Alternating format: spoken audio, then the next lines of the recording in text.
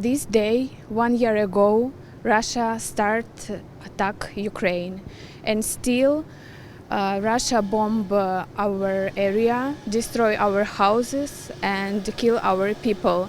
And if you think that is not your struggle, it's not. It's wrong. I woke up and know that war is happen in Kiev, in my apartment in the center part of Kiev, on the 22nd floor. I hear sounds of bombing, a lot of telephone calls. People didn't expect it. No one expected, because how it can happen in 21st century. Then first week of the war I spent underground, yes, and when I start realize that it affect me, I decide to move to Lviv.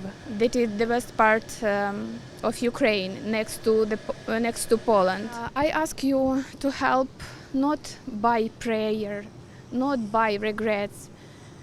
I ask you to help for us by donation, because money is very important right now. Because now Ukraine is the shield for whole Europe.